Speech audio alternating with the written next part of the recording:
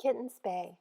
Kitten spays are some of my favorite surgeries. The kitten in this video is a shelter kitten about 8 to 10 weeks old, weighing 1 kilogram or 2.2 pounds.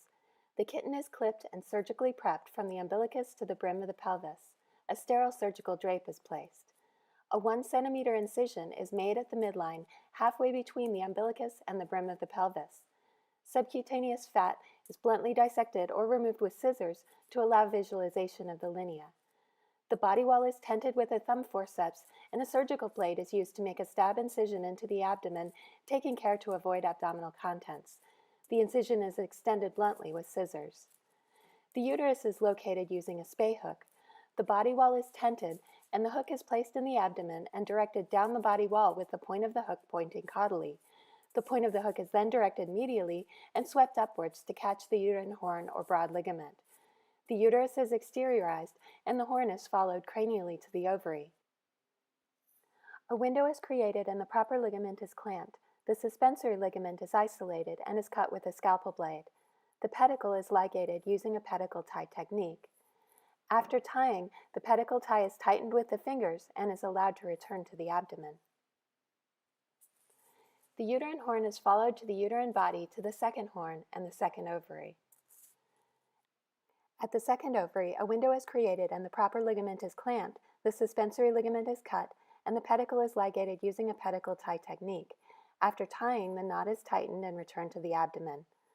The remainder of the broad ligament is broken down to allow the uterus to be fully exteriorized.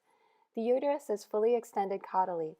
I like to place a clamp to provide traction to keep the uterus from sliding back in. A surgeon's knot is tied using 4/0 monofilament absorbable suture, and at least 4 square knot throws are placed.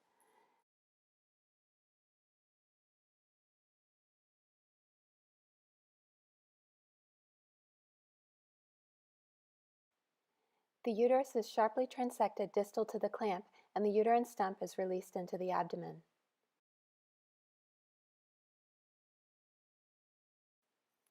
The abdomen is closed routinely using 4/0 monofilament absorbable suture with a single cruciate suture.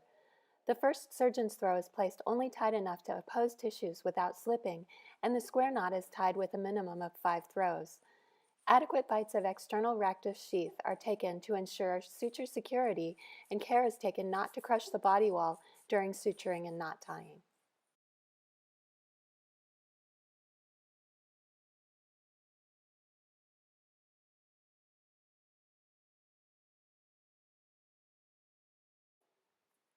A single subcuticular inverted suture is placed to close the incision. This suture is placed deep to shallow, shallow to deep, so that the knot is buried without requiring tacking to the body wall. While tying this suture, care is taken to hold the suture ends parallel to the incision in order to facilitate burying the knot.